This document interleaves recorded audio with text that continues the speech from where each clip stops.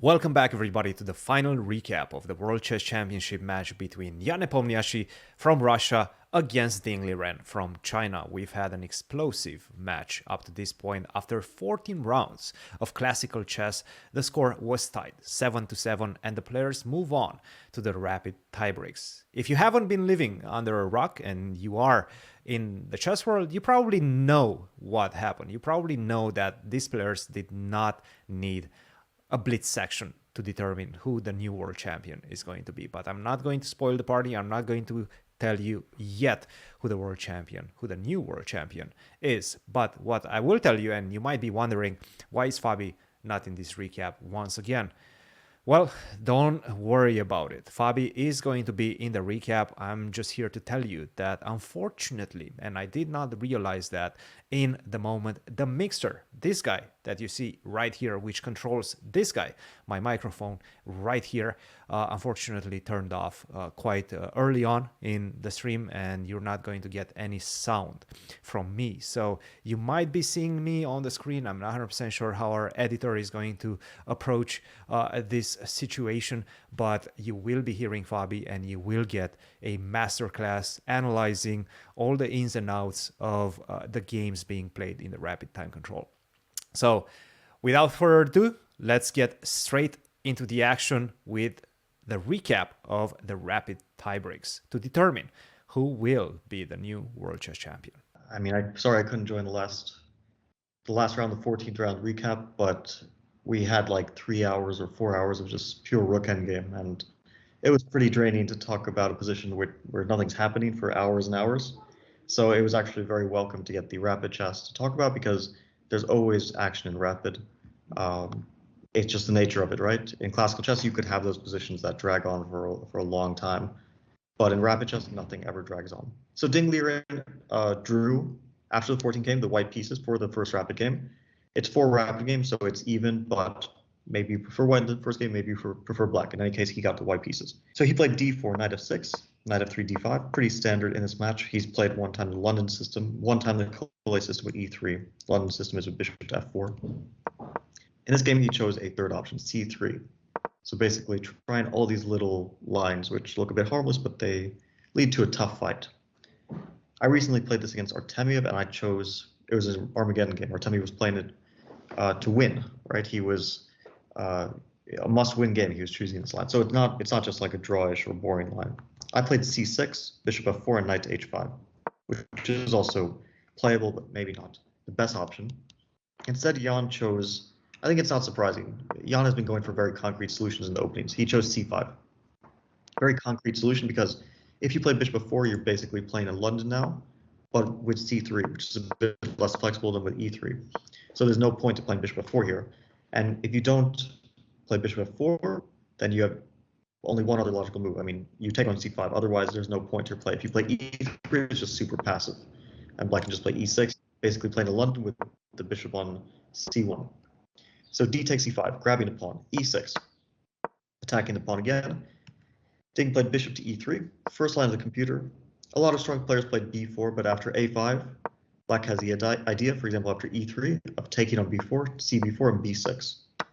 And if c takes b6, bishop b4 is a check. And this position after b6 is fine for black, but it was played by a lot of very good players. Magnus, Yuri, Ding with black. Aroni with white was winning against Ding in like more or less 5 moves from this position. So it's very tricky for black. We spoke a bit about this because it can also come from the Collet system. And in fact, I lost an Armageddon game against Perugia from this position with bishop to b5 check after b6, and it's a mess. White gets 2 connected passed pawns on the queen side. Black has the central pawns. But we did not see that. Instead, Ding played what is the computer's first line, and that move is the move bishop to e3. Move 5. So it's defending the pawn, but not in a way where black can attack it so easily again, because knight to g4, you can't just let the bishop. Queen to a4 check wins a knight, so standard trap.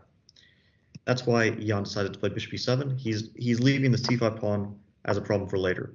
g3, because white obviously has to develop the bishop on f1, and you can't anymore move the e pawn, so you play g3. Knight c6, bishop g2. Short castle, b4 was a very good move, and Ding was definitely in his preparation.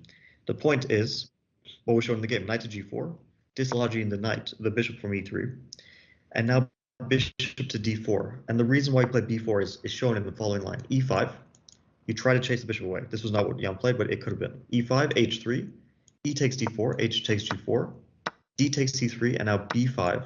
The knight moves, let's say to a5, and knight takes c3.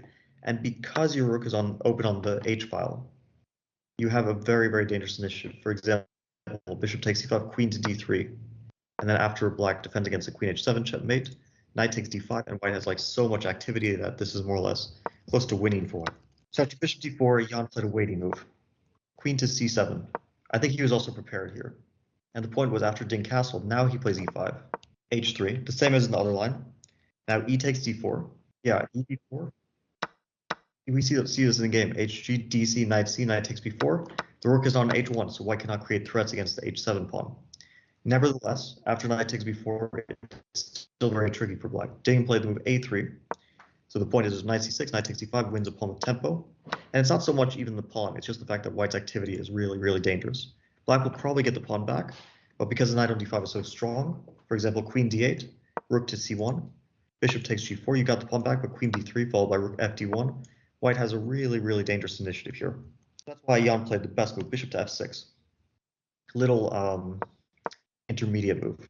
So if a takes b4, bishop c3, and then after rook to b1 here, a5, and black breaks up the pawn and will win the c5 pawn, and we'll have an excellent position here. That's why Ding played the correct move, rook to c1. Now bishop c3, that's the point of bishop f6. After rook c3, knight c6, there's no knight takes d5, so white does not gain a tempo. Here Ding had an interesting choice. He could have played, for example, queen to a4, a move that Tanya was suggesting. And the point is you want to protect g4, but you also don't want to allow rook d8 and d4. So rook d8 is now met with, for example, rook to d1, and you want to blockade that d pawn. So your plan is to play at some point g5 and at some point knight d4, and you blockade that pawn. And that pawn on d5 is a long-term weakness. And white is a bit better after queen a4. d5 is a really, really big weakness because white has a light square bishop, black has a light square bishop, which means that black's bishop is restricted by the pawn and white's bishop can attack that pawn while remaining active. Also, the c5 pawn, it's an isolated pawn, but it's a very well supported one, so it's actually an asset for white. This was a possible way to play. Instead, Ding took on d5, it's more direct, and it's also very interesting. I don't know, queen a4 is maybe objectively better, but practically speaking, queen d5 is also a good choice. Bishop takes g4, and now an excellent move, knight to g5. There's also other moves. It's not like knight g5 is necessarily the best move, but I still like the move a lot, especially from a practical point of view, because in rapid chess, it's very good to have a clear plan. And here his plan was revealed after h6. He played the move clearly knight g5 is containing the threat of queen e4, so Jan played h6 to stop that. And now the other point of knight g5 was to play knight to e4. Excellent move. If bishop takes e2, it's a pawn sacrifice. Rook e1, bishop goes back, let's say to g4, knight d6. And white has tremendous compensation, to the point that white is better here, even though white's down a pawn. Just because the knight on d6 is so strong, it can't be dislodged. It can't be attacked. If black plays rook a to d8, for example, white takes the e file, rook c to e3. Now white has a lot of threats, but it's not even about the immediate threats. It's just the fact that black cannot free the position because the knight on d6 is so powerful and black cannot get rid of it. Yeah, rook e6, f e6, rook e6, exactly correct. King h8 and just bishop to e4 here. And then just bishop to b1 and just queen to e4. It's a slow attack. It looks slow, but white has complete control. That's the problem for black. This is devastating, yeah, exactly, because the knight on d6 is too strong. And not only is it aggressive, it's also restricting black's pieces. That's why Jan played probably the best practical move, rook a to e8 after knight e4. His idea was, if knight d6, now I play rook to e5. And then the queen moves, and only squares queen d2, and then rook takes e2. And although the knight is still very strong on d6, at least black's rook got activity. And this is very, very important in this position, that black's rooks are not completely restricted by that knight. The rook on a8 wasn't doing anything. The rook on e2, very active, and gives black enough counterplay. That's why Ding played e3, very natural move. The computer is saying that you should play kind of rook to e1 is very strong. Now, rook to e1, not an obvious move to me. I think e3 is more natural, so Ding played e3. Jan played rook e5, queen d2, and here Jan made a mistake, but it's not easy to find the right move here. So black has to deal with the threat knight d6, and the best way to do is bishop h3. Now with knight d6, you take on g2, king g2, and now because the bishop on g2 is no longer pressuring the b7 diagonal, knight c6 and everything, you can play knight e7, then you follow it up with, for example, rook to d5 ideas and b6, and you are able to dislodge this knight, but you had to get rid of the bishop on g2 in order to be able to do that. But after bishop h3, white has, for example, knight to f6 check, gf6, bishop h3, black's pawn structure is completely destroyed, and to me it looks like white is much better. For some reason, the computer says that black is doing okay after rook d8. I think the reason why is because these pawns, as ugly as they are on the king side, cannot easily be attacked. And the activity that black has, with, for example, king g7, queen e7, rook g5, knight e5 ideas, attacking c5, and so on, there's a lot of ideas for black here, and black's piece activity is very good. That was really tough to figure out. Instead, Jan played rook to d8. Almost an automatic move, right? Yeah, I think rook d8 is supernatural, but it's a serious mistake. And after knight d6, I think Jan now realized that the move b6 that maybe he was intending has one reputation, only one, but completely winning one. C takes b6, queen takes d6, queen d6, rook d6. On first sight, you think take on c6, take on b6, equal material. I survived the game. But now b7, and there's no way to defend the back rank. Knight to b8, rook to c8. You cannot defend against this b pawn. You just lose the game. So that's why after knight d6, Jan played an absolutely brilliant move. I'm really, really impressed with this move. It's the first line of the engine, of a very strong engine. It's a bad position, but it's by far the best practical chance. And maybe he was actually his plan with rook d8. I don't know. But in any case, the move is a little bit like you realize you're going all in, but at this point, black has to go all in because white has positional dominance and is threatening, for example, rook to b1 and ideas like that. The move was rook h5. Here, the computer says white is much, much better, but only with some very difficult moves. And I'll just say like the main move for the computer is queen c2. I thought that the plan was to get the queen d4, but in fact it's not. So the first point is knight e5 is always met with f4, and black simply loses time with this. The other point is that black's idea was at some point to play bishop h3. But now after bishop h3, rook h3, you have queen f5 ideas. Super strong. The other point is after queen d7, preparing bishop h3, you have only one good move here. Queen to b3, and you stop bishop h3 because after bishop takes h3, now queen takes b7. So black is getting stretched thin with a lot of different threats. Even here, it remains complex for a while, but white is much better. Instead, Ding played a natural move, but it has a very, very strong reputation. Even strong computer takes a few milliseconds kind of, but takes a little bit of time to notice that after rook b1, the move that Jan played here, knight to e5. So first point, yeah, I think that this move, this was definitely the idea behind rook h5. And the move itself is obvious, but the larger point is not obvious. And I think with the larger point is what Ding had missed. So first point, rook takes b7, loses on the spot. Knight to f3, bishop f3, bishop f3. Oh no, my queen. Rook c7, rook h1, checkmate. Oh no, my king. Yeah, that's true. So after knight e5, Ding played e4, and he probably thought I'm doing much better here. But now Jan uncorked a brilliant idea. The whole point behind rook h5, otherwise white is winning, because e4 defended against knight f3 threat. So if you think about this logically, you defended against the threat of knight f3 with the rook on c3. How do we get rid of that rook? There's only one way. So it starts with b6. C takes b6.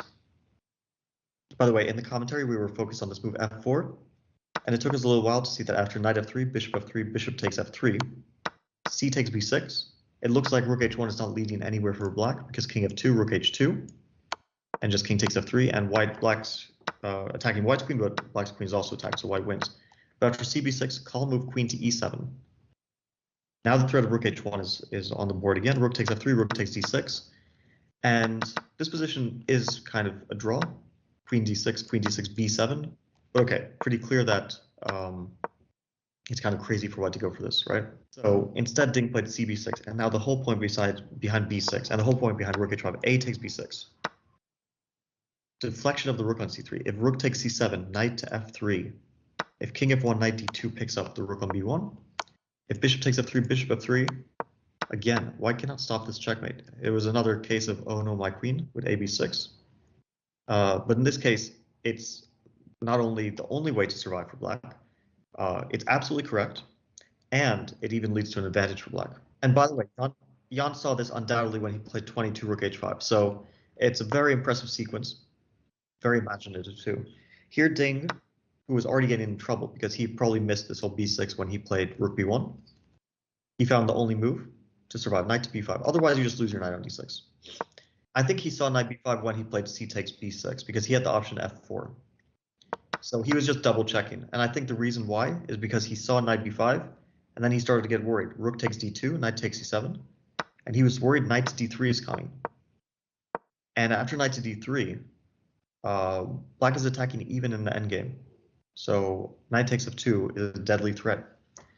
And in the commentary we were discussing this position, I expected Jan to go for it. The point is that rook f1, defending against the threat. Black has the safety net, bishop to e2, rook b1, bishop g4. And probably Jan thought safety net is great, but I'm not going to win the game, and probably white is surviving. But after rook to f1, I think I even mentioned this move right before Jan played his move, which was not knight to d3. Black has a move rook c5. The point is if rook takes c5, bc5, black gets a pass pawn, which is threatening to run very, very quickly down the board. And because of this knight on d3, which is so dominant, black is very, very close to having a large advantage here. So I think that this, after rook c5, white should not take, but white remains under a lot of pressure. And I think practically speaking, black has really good chances in a rapid game to win this position. Jan played bishop to h3, and this was definitely, I think, a missed opportunity, not from an objective point of view, but from a practical point of view. He gave Ding a very easy way to hold the position because after bishop h3, rook h3, basically whatever move white makes, it's a draw. For example, knight to d5, black plays knight g4. Obviously, this was his idea, but white can simply play rook to f1, rook to f3.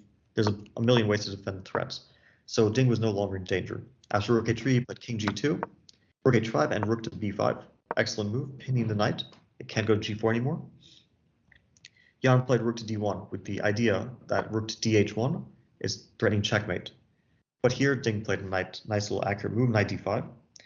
Now black has to find the only move because white is threatening knight to f4 ideas, for example. Rook d to h1, threatening checkmate in one move. Rook 5 to h2 is checkmate. But Ding, when he played knight d5, he saw the simple knight e7, king moves to h7, rook takes e5.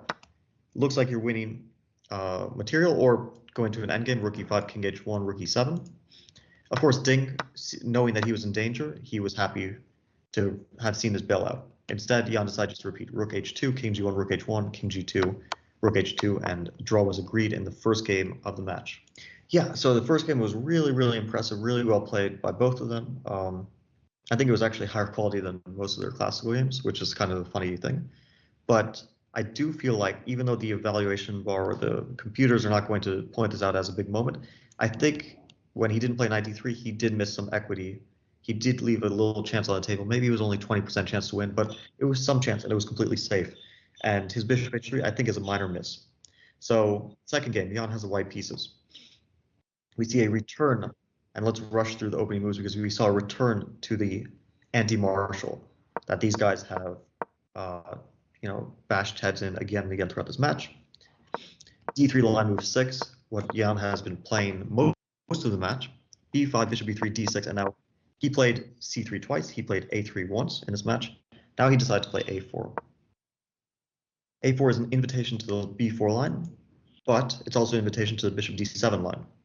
Bishop d7 is what Ding played. It's probably the most commonly played move. And for example, recently I played against Arjun Ergaisi. I played move c3. Castle and Arjun equalized rather easily, so there's a lot of theory here, and that's why Jan came up with a novel approach. h3, short castle, and now the point of h3, bishop to e3, so there's no knight g4 ideas. Ding knew this line, and he played. I don't know exactly like how well he knew it, but it's been played before, like this line. It's been played by Mickey Adams. It's been played by some players like, for example, Volakeeton several times, Safarli several times, players who maybe our viewers are not super familiar with, but they're really, really strong grandmasters. So after bishop e3, knight to a5, bishop a2, b takes a4. Ding quickly played this. It's actually first line of the computer. It looks a bit unusual, but sometimes black grabs this pawn. Usually black only grabs it when it's supported by a bishop, and in this case the bishop on d7 is supporting the pawn.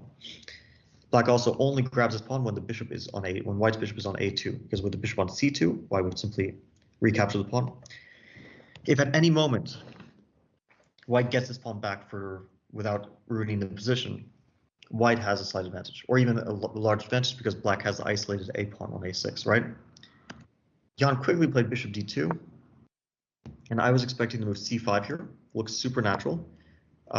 Instead, Ding played a move knight c6, which to me is unnatural and also looks like a mistake to my eye. And now Jan played knight to c3, and Ding played rook to b8. I think also a mistake. I think knight d4 was a better shot to keep the a4 pawn with a complicated position. But rook to b8, knight takes a4. I didn't understand exactly what Ding was going for here because it feels like he just gave up the a pawn rather easily without much of a fight. And now Jan has a better structure, and he hasn't had to misplace his pieces. So if Ding just continues normally here, he's going to face a rather unpleasant position. He played knight to d4 in order to target that knight on a4, but now bishop c4 happened. And the point of bishop c4 is if you take, for example, on f3, queen f3, take on a4, rook b2, bishop to b3, the rook is trapped and will be lost after bishop c3. So black cannot regain that b2 pawn. Ding played an excellent move here, c6, with the idea somewhere of playing d5. It's not clear exactly where, but somewhere d5 will be an option. The other point is if bishop takes a6. Yeah, I thought that this was really, really serious chances for white to get almost a winning advantage. It's not yet there, but it's really about the fact that black is holding on only with some dynamic factors. From a structural point of view, besides the fact that white at many moments can simply regain the pawn or just just capture the pawn a6 and be a pawn up. Also, the structure, even if white doesn't immediately capture that, for example, if white's knight on a4 at some point just finds its way back without having to play b3, then white just has a huge advantage. The problem with b3 is that it will lock white's bishop in, and that's why he played c6. For example, b3, d5. But will lead the bishop to some very bad places, right? So there's only some maybe concrete reasons why white is not completely winning this position. But even though the valuation is not like super, super high that, we're talking about a winning position for white, this could easily happen. One inaccuracy from black could lead to a losing position. So I really felt the danger for Ding here. And after c6, his point was if bishop takes a6, black plays rook a8, bishop c4, d5, and black just concretely is getting some counterplay. And so it's really hanging on by a thread for black. That's why Jan took on d4, e4, and bishop f4. Really nice move. I was calling for this move because it really came to mind that you stop d5. And if black wants to prepare d5, you have to move the rook, but where does it go? We were discussing, for example, rook to b4. But rook b4, now you can probably just safely capture on a6, and there's no longer any rook a8 ideas. Robert was suggesting rook to b5, d3, rook to h5, some wild stuff, right? Yeah, and after you threaten it with b3, then you can play rook h5, and you just like go for, okay, almost a mirror of Jan's first game sort of ideas. You just go for some really wild, like you're going all in. And it's not really what you want to do, of course, but you can potentially go for this. Yeah, it's really all in. It's really difficult to decide on this because queen c8, even knight b6 idea. So basically, black just lives with the rook on h5, plays like g6, plays bishop e6, and really tough. But okay, Robert had this kind of interesting idea during the game. Instead, Ding played bishop to e6, inviting a trade, basically saying if you take on a6, then I have queen to a5. And after you go back, then I have some knight takes e4 stuff. Even this is super dangerous for black, but bishop a6 is difficult. And I actually suggested the right move, but I think I suggested a move after. So I was suggesting that white can prepare bishop takes e6 by playing some bishop h2 ideas. And actually, a really good moment to do it was even like immediately. And you're preparing bishop e6 and e5 so you don't run into knight d5 attacking the bishop. It's some sort of preparatory move. And if bishop c4, dc4, if knight takes e4, queen takes d4, black ends up with a bunch of really weak pawns. And if c5 after dc4, then rook to e1. And you might think you ruin the structure, but actually long term it's super, super unpleasant for black because, for example, knight e7, you can think about b3. And then you play knight to b2. Let's say you make a move a5, knight to b2. And let's say you make another move, knight to e5. White can take, knight to d3, and it's just such a pleasant advantage. I mean, it might not be winning. Maybe black can hold on to all these weak pawns, but the knight on d3 is such a monster. a5 pawn is weak. White doesn't even have to take on e5, can also play similar positions with knight d3, and then either c d3 or queen d3, and then play the same position with a bishop. But I think most people would jump at the chance to take on e5, put a knight on d3, and play this for the next 100 moves if necessary. Especially in a rapid game, basically, I think that this is like maybe 60% white wins, if not more. A lot of people would basically be despairing black at this moment. So that's why bishop h2 is a good option. After bishop e6, white can play other moves. For example, queen e2 is an interesting option. And it's the same idea as the move Jan played, but he wants to keep the rook on f1, because after you take on e6 and after you play e5 after that, maybe the rook on f1 is a good defensive piece for the pawn on f2. Jan played rook to e1. Ding played excellent move a5. Okay, he's just saying, I don't want you to take on a6 anymore. And now this is the moment I was calling for bishop h2. It's also a fine moment, but it's a bit less strong than on the previous move. Although it looks like more natural to do it now, because now bishop c4, dc4, the pawn on e4 is defended.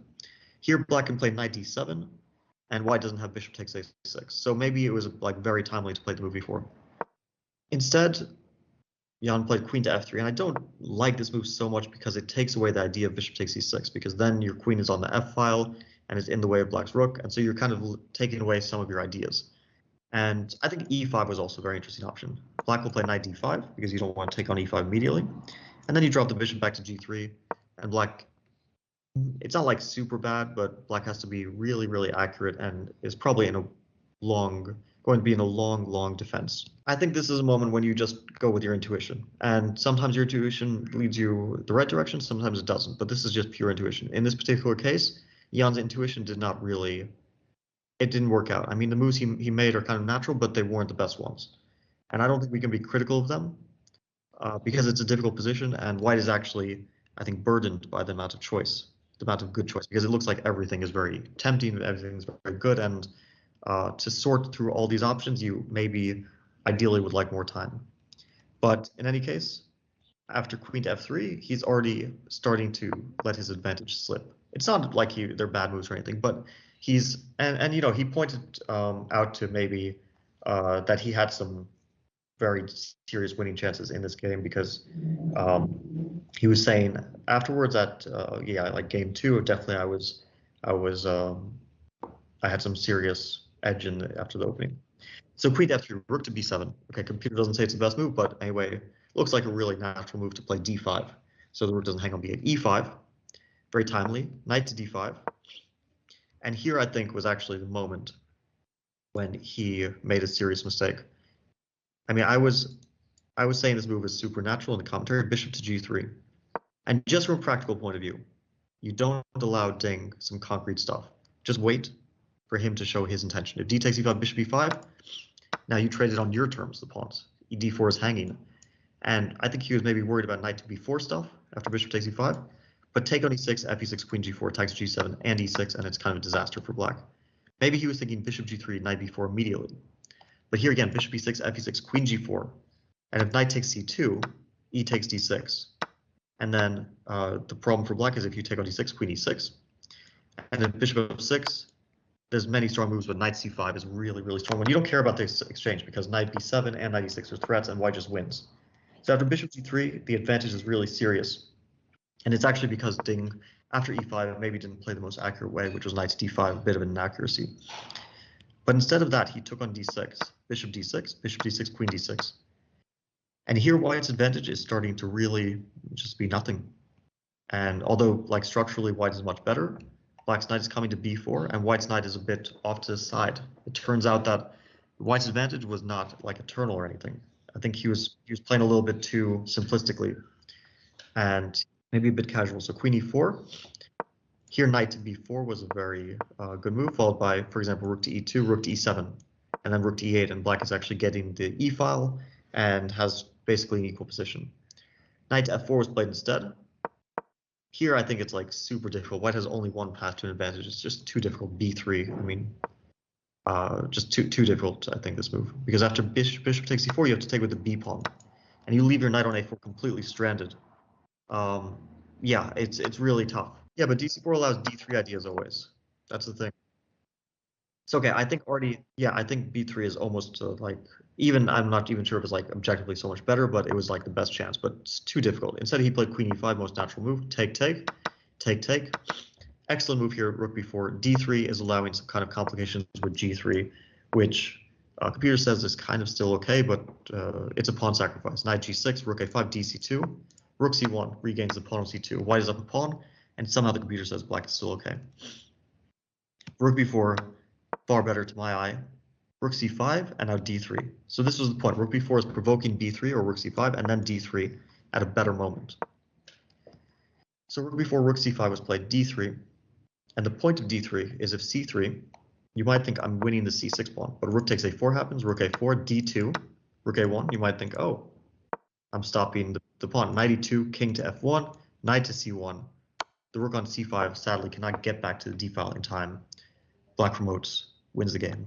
After d3, Jan actually started thinking for a few minutes, probably to convince himself that you cannot play c3, and surprisingly, after d3, if you don't make any move besides taking, you lose. But of course, it's very obvious that if you take and take on c6, you don't lose. So after d3, you take, rook c6, knight to e5. That was the point. It's not the only move to equalize, but very good one. And they made a few more moves from this position, but basically black regains the c4 pawn. We're just left with no more material left. I mean, all of white's advantage evaporated once the material got traded off. And after a few more moves, draw was agreed. I think Jan has left more chances on the table so far. Because in the first game, definitely Dick had some chances, but it was super difficult. There was some queen c2, queen b3 stuff. The position was really unclear. And Jan had that chance near the end, which I really feel, despite the evaluation being close to level, I really feel like it was a good practical chance with knight d3. Second game, Jan really left really big chances because he was up on the clock. Position was safely better, like no counterplay. Not the type of position, like there's similar types of advantages from evaluation, but one is super concrete and you're getting attacked. The other one is just positional advantage where you're safely better. And he definitely missed out on some chance to win that game. Now we're on to the third game. 2 draws, everything level. Ding has the white pieces again. He suddenly changes his first move, knight to f3, first time in the match. d5, g3. I was surprised at this choice because it gives black basically unlimited options.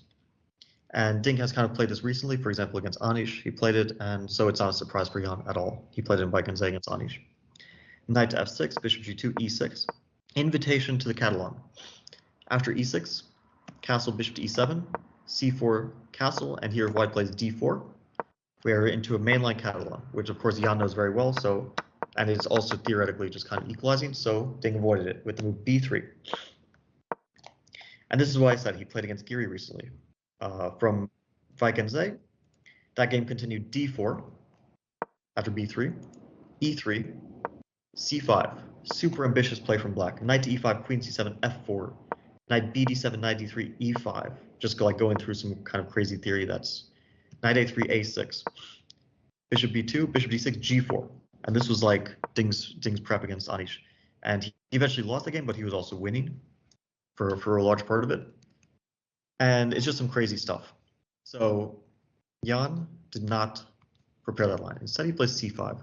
c5 is the opposite of d4. While d4 is a crazy fight and would be super, super fun to talk about and to analyze and see what would have happened there, c5 is basically saying you're going to play d4 at some moment. For example, bishop b2 is met by knight to c6. And at some point, you play d4. You can also, after bishop b2, of course, play d4 again. But knight c6 is, for example, how Wesley played a few times. And then at some point, you play d4, and we end up with a lot of trades in the center and a much less interesting game than if black goes for the Benoni setup. So after c5, Ding took immediately cd5, knight d5, bishop to b2, knight to c6, d4.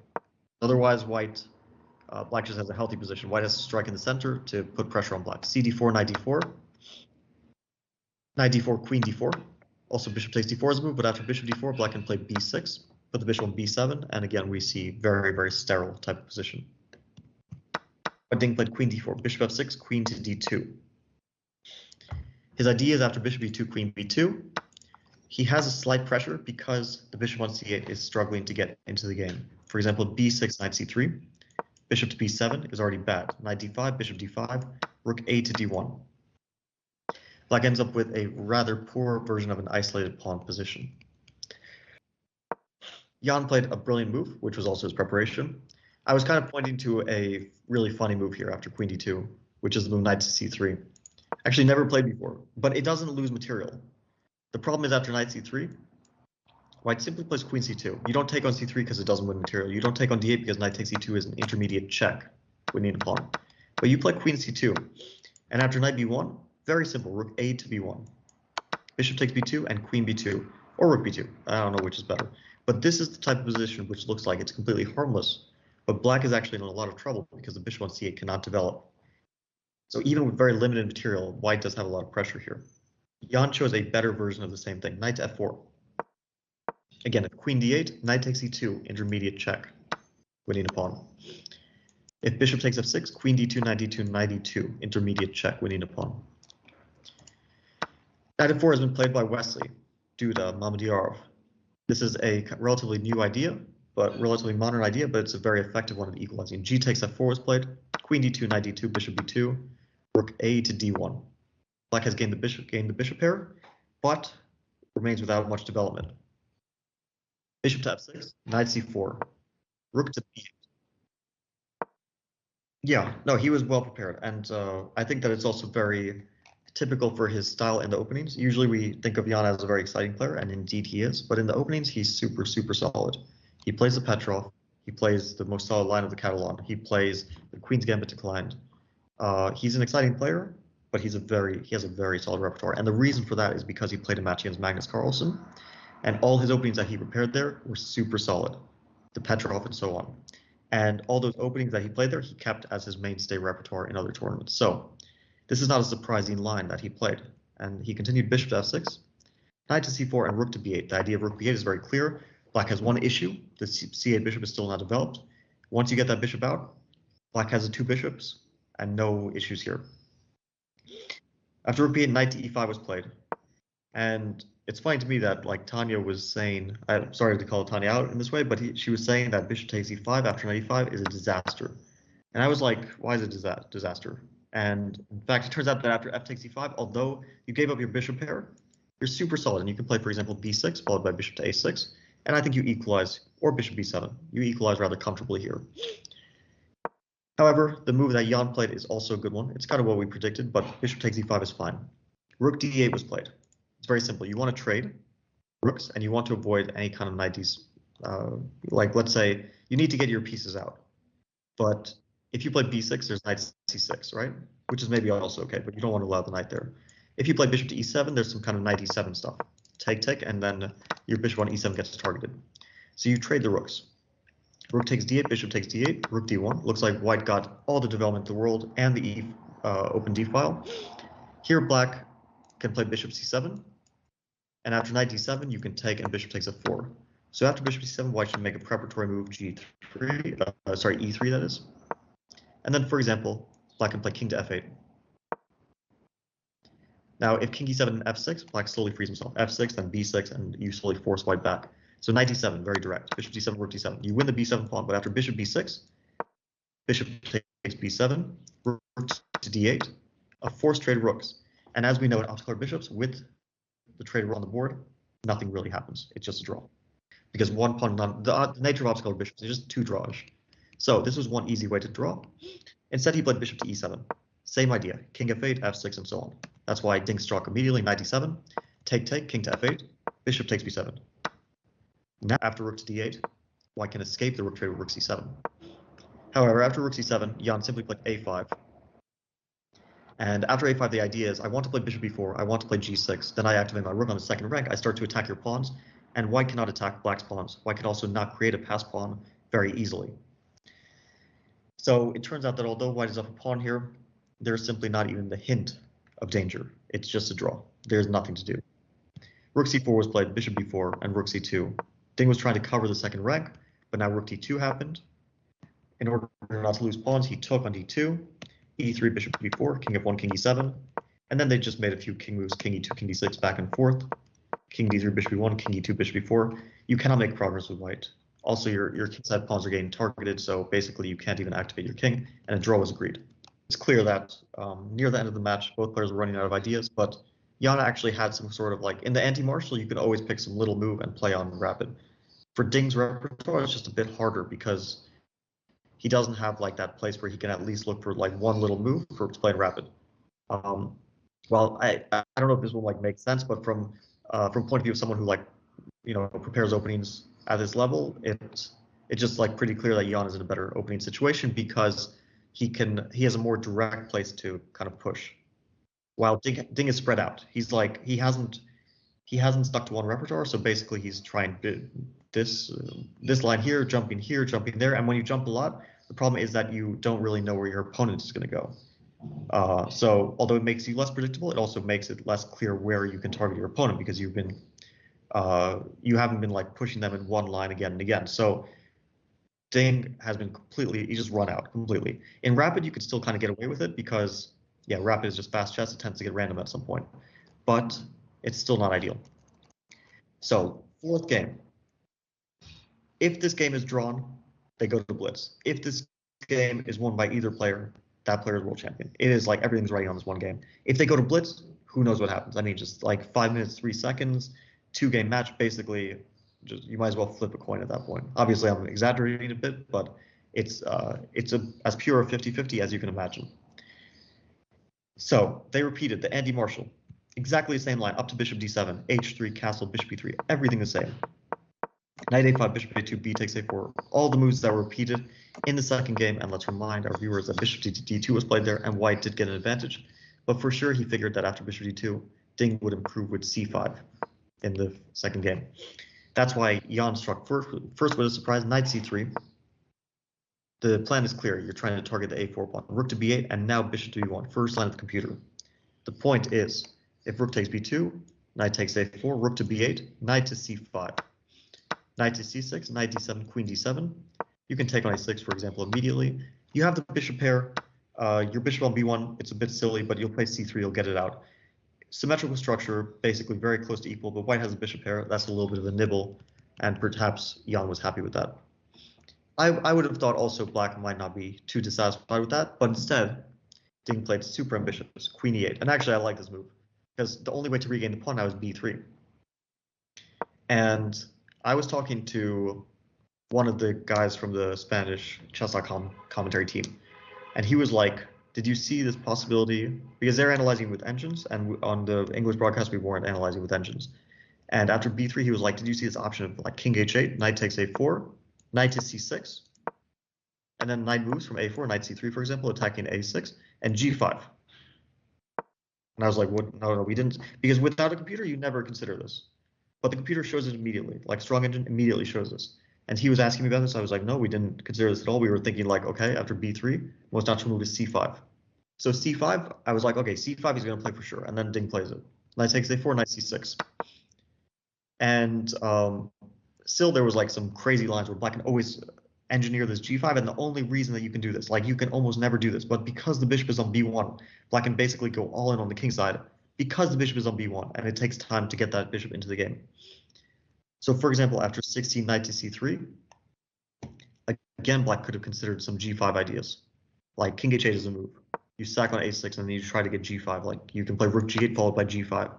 Basically, you sacked a pawn, you're sacking g5 pawn, but the bishop on b1 is not participating in the fight.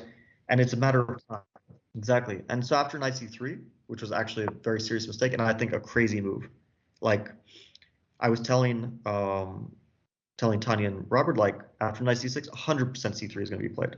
I said, we're going to see this on the board. Because of course, you just get your bishop activated. c3, bishop c2. Your bishop becomes a normal piece again. On b1, it's not a normal piece. How can you play knight c3 and put your bishop on b1? I mean, I understand putting the bishop on b1 is prep. You know it kind of works. But you play c3 to get the bishop into the game as quickly as possible. Knight c3 is like, I mean, I don't know. I would never make this move. Yeah, complete insanity to me. Like, I almost forgot about this moment because this game was so crazy and so much happened. But knight c3 just, I mean, you have to like put a gun to my head to play knight c3. So knight c3, a5. And now I would be like, okay, I understand I played knight c3 and I regret it, but I'm playing knight e2, which isn't even like the best move, but I just want to play c3. That's how much I want to get that bishop out. Instead, you got to play knight to d2. Bishop e6. I think, again, there was like this possibility to play king h8 after knight d2.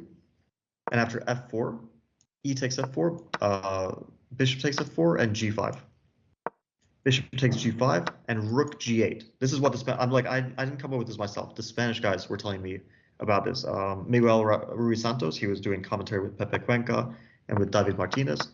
And he was like, did you see this? King h8, move 17, f4, e4, bishop f4, g5, bishop g5, rook g8.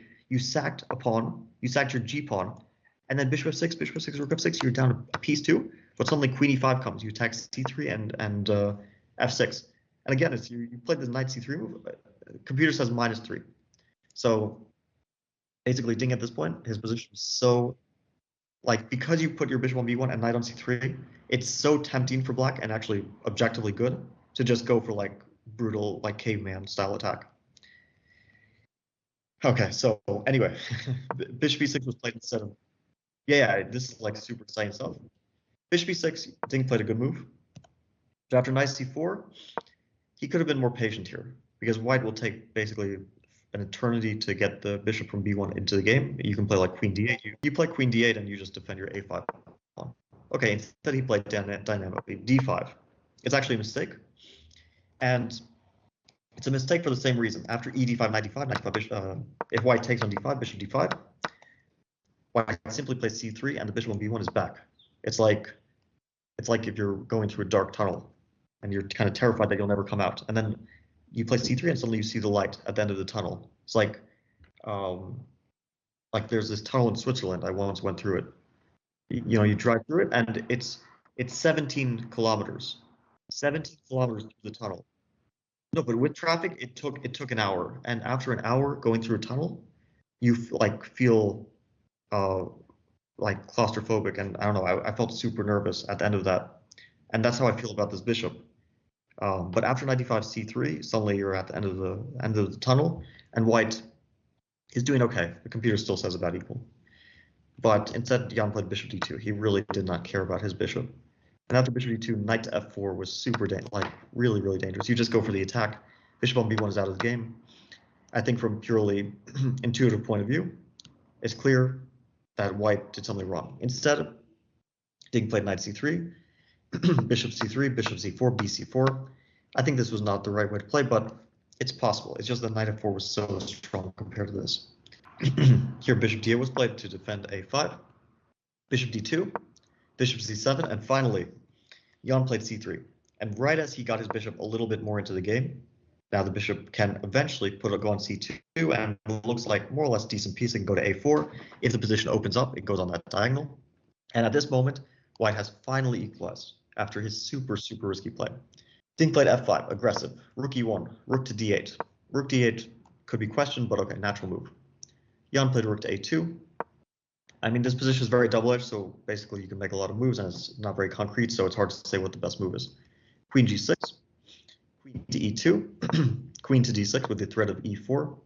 White should play g3 here, so that after e4 you have bishop to f4, or d takes e4, you defend against queen h2 mate. Rook d to e8. Now Jan played a good move, queen to f3. It's a provocation of e4. But if black doesn't play e4, then queen d5 is a threat. That's why Ding, went for it, e4. Brave decision. Computer doesn't like it, but looks very logical. D takes e4, knight to e5. Sack a pawn, go for the initiative. Queen g2. If you play a move like queen to e2, black plays fe4, bishop e4, knight f3, wins material. That's why queen to g2. So now after fe4, bishop takes e4, there's no knight to f3 check, the queen is safe on g2. White is actually much better here. That's why Ding made an excellent move, knight to d3. Bishop d3. Actually, I mean, computer says like king h8, but okay, king h8 is crazy to me. Robert was suggesting this move. I think probably he saw that the engine was showing it, because to me, like, the move doesn't even come to mind. And it's basically like e takes f5, knight c4, rook e8, rook e8. Concretely, because the back rank is weak, black is kind of surviving. But king h8, crazy move. Knight d3, it's what I expected. It looks very natural.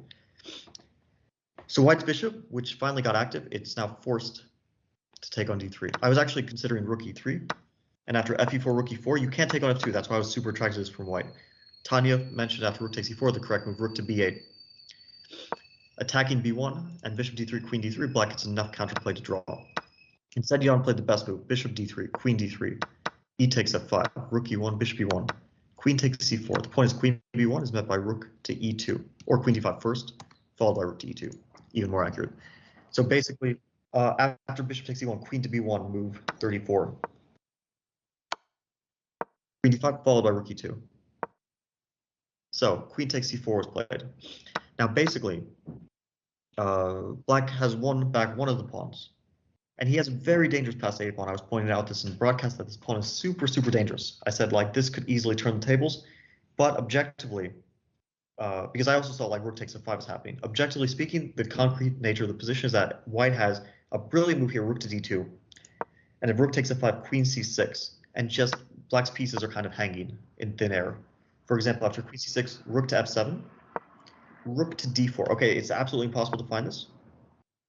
Rook to d4, so you can't take because queen c4. And if queen e2 attacking the bishop, rook to e4. And finally you get to e8, and you win the game. But I'm only saying this because, like, just to note the objective nature of the position is that after rook d2, white is better. Not winning, but better.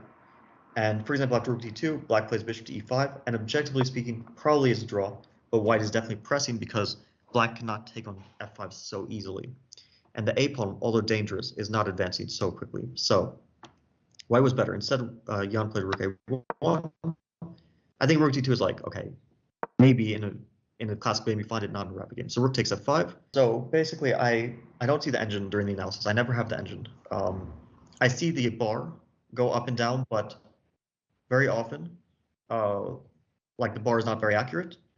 And it basically, like, I try not to focus my analysis on the bar. Like, so if I see the bar go to like all white or all black, then I understand, of course, a blunder happened or I made a blunder.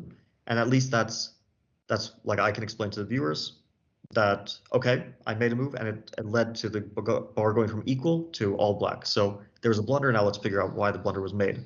Or I made a blunder, so let's figure out why the move I suggested is bad. But my intuitive feeling, I think I even directly said this, was that I don't understand why it says white is better, and I also don't even. To me, it looks like black could be better because the a pawn, it's passed, and white's bishop cannot control it. So the fact that white was better was a surprise to me, and I was even feeling like black had potential. So let's see. After queen c4, white played rook to a1. This is objectively a mistake. We saw why rook d2 is better. We also can, I think, say, just from an objective point of view, that rook d2 is almost impossible to make. It's very unnatural to leave your bishop on e1 blocked. It's even if you would maybe play rook to b2. I was thinking this is supernatural, rook b2. But rook b2 is also not better for white. So the point of rook d2 is only because after rook f5, queen c6, rook f7, you have rook d4. Like, this rook d4, it just, okay, it comes out of the blue. So rook to a1 is what Jan played. He just wanted to defend his bishop on e1 and keep the a5 pawn in check. Rook takes f5, bishop to d2. h6, very professional move. You give some luft to your king. Queen c6, rook to f7. At this moment, many, many, many moves were leading to a draw. For example, after queen c6, queen to d5.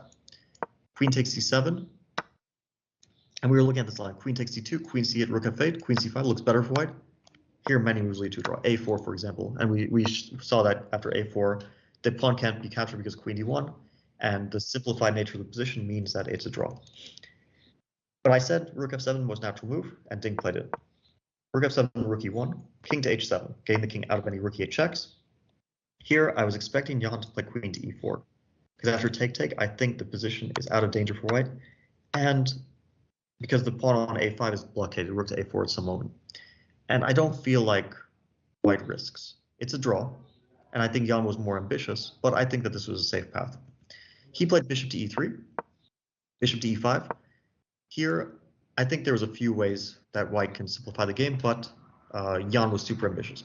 For example, queen c5, bishop c5, bishop c3, rook to e4. The pass a pawn doesn't matter so much because it is blockaded, and this is a draw. Bishop takes c5 also. After bishop takes c3, you can trade queens on e4 and so on. Jan played a move that was surprising to me. Queen to e8. Winning attempt, very interesting. The point is bishop takes e3, rook c1. This was played. And now Ding played rook f6. He had to see this. And then Jan played queen d7. And the idea of queen d7 is a very slow. Queen to... Yeah.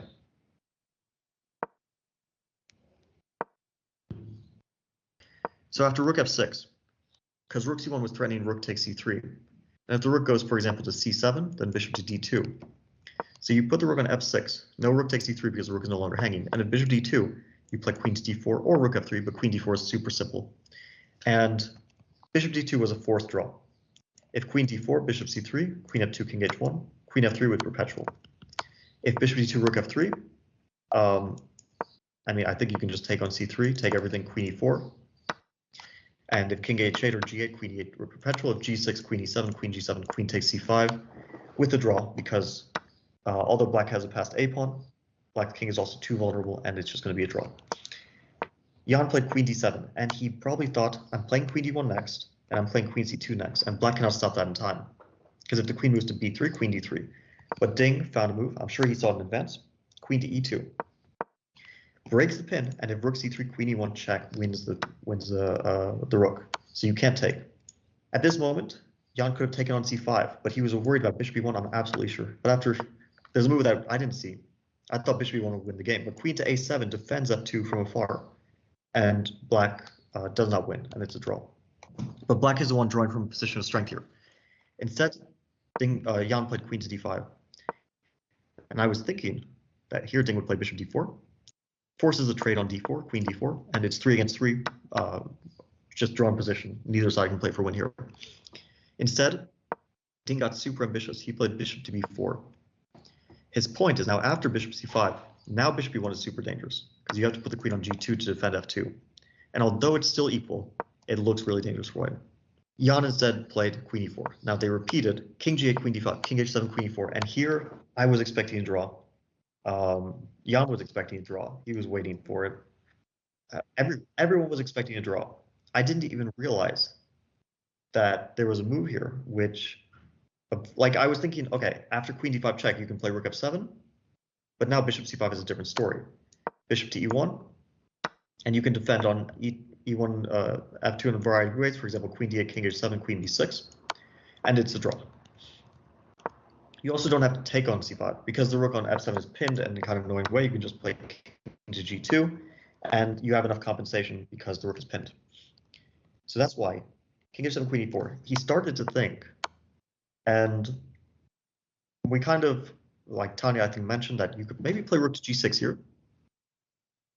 And I was like, this is kind of crazy because you're self-pinning, and you're self-pinning in a way where you cannot unpin. Like you can't move your king again to unpin. You can't trade queen's next move to unpin. The only point is that black does have ideas to play a4, and white does not have an immediately obvious way to take advantage of this rook on g6 because you can't get your rook into the game. Rook d1 blunders the rook, and if you play h4, the queen on e2 does defend against h5. Nevertheless, after rook g6, if white plays h4, then let's say black plays a4 here.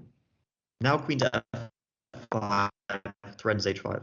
And if black plays queen g4 at any moment, white can, I think, play, for example, queen c2.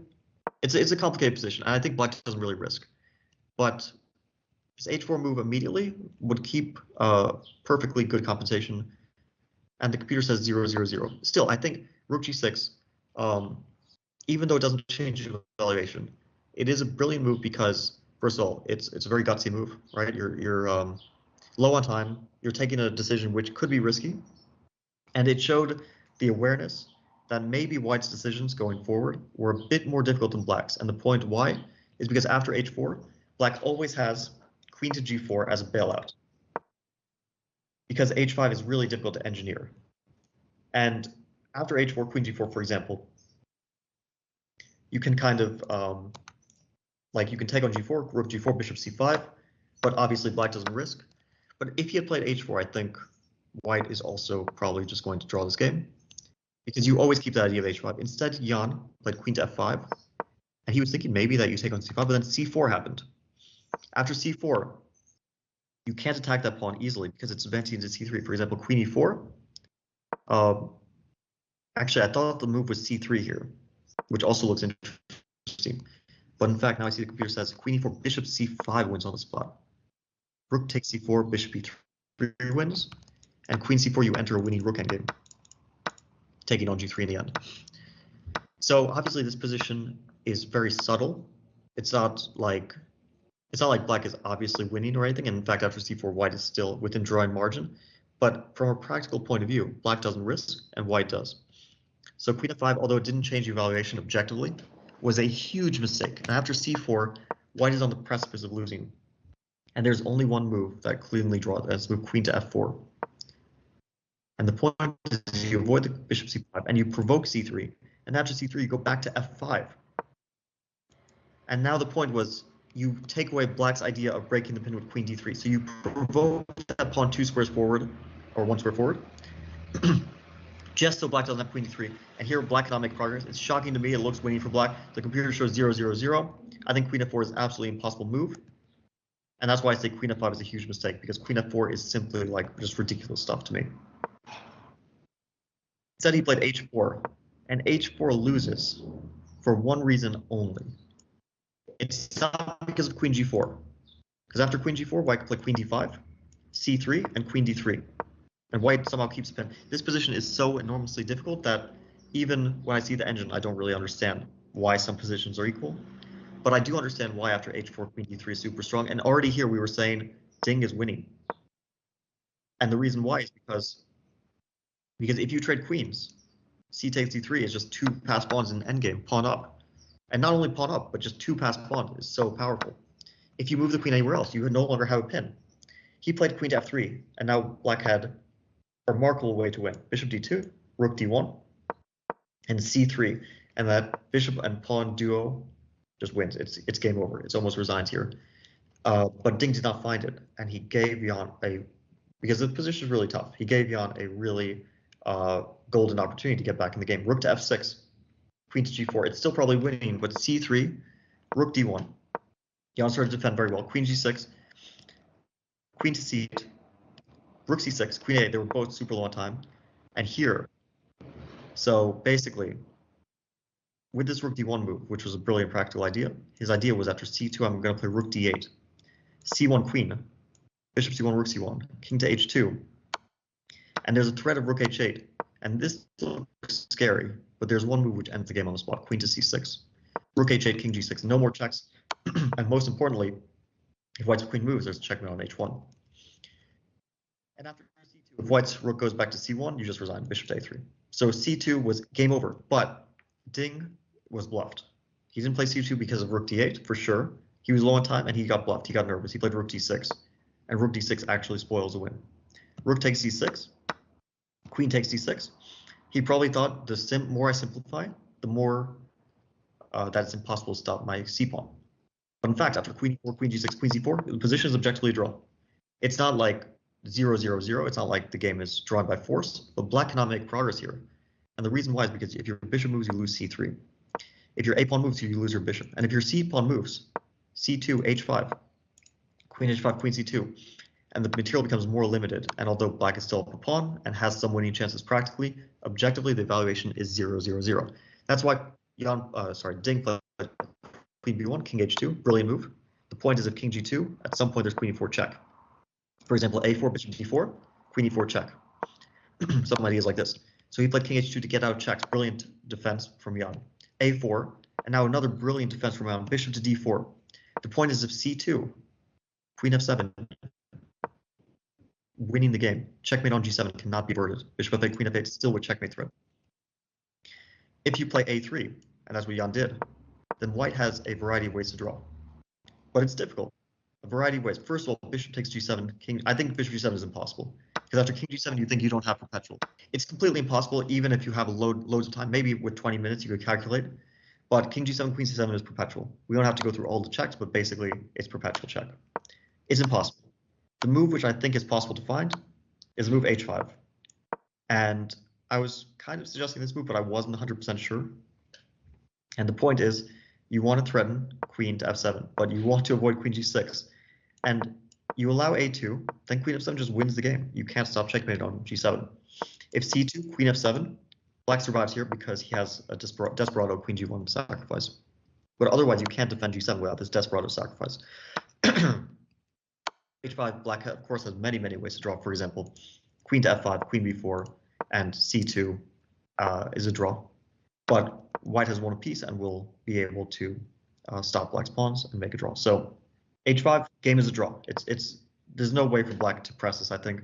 I don't see a move which even practically tries. Because any queen move which protects against the g7 mate drops the bishop. And any bishop move, for example, bishop f8, first of all, just drops the pawn, bishop c3, but also queen to f7. And for example, queen like b4, you have already like bishop c3, queen g6, many ways to draw because you got active. But Jan panicked. He played queen to c7. Now queen g6 happened, and it's game over.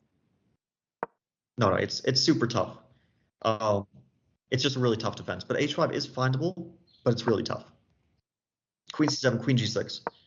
Now there's no threats. h5, queen h5 would check. He played queen c4, attacking the bishop, but c2, you can't take the bishop because of c1 queen. Bishop to e3, attacking the bishop again. Bishop just dropped back.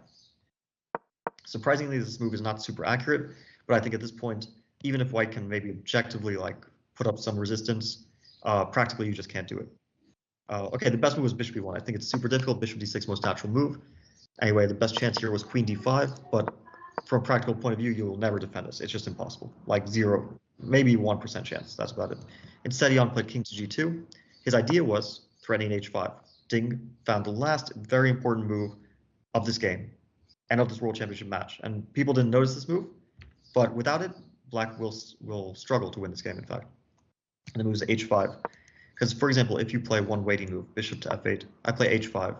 You have to take, because queen f5, g4, queen c2, and you may win this because your pawn is on a3. It's super advanced, but you might not, and I don't even know if objectively it's winning. That's why Ding played h5. He stops the last bit of counterplay. King f1 waiting, bishop to e5, not the only way to win. But the bishop going to b2 is really clinical, because the bishop going to b2, then even queen and pawn endings are winning. You can even play c1 or other ways. g4, just pure desperation. H4, h5. Of course, you don't take on h5 because that allows queen takes c2, winning the pawn, but you play queen to f5. At this point, computer is saying minus 200. We already understood that black is up 2 pawns, and most importantly, white cannot create any threats because, yeah, but it doesn't actually create threats. And for example, after h6, you can play a2 with the threat of a1 queen. Queen takes a2, and here you can make a very nice move, queen to e4. And the point is hg7, queen h1, king e2, queen e1. Beautiful little checkmate. H6 was like the best maybe chance, but black can even take on h6, so there's really no like, because gh6 followed by bishop g7, you're just up 3 pawns for nothing. So yeah, that's the easy way. I mean, you have the beautiful way and the easy way.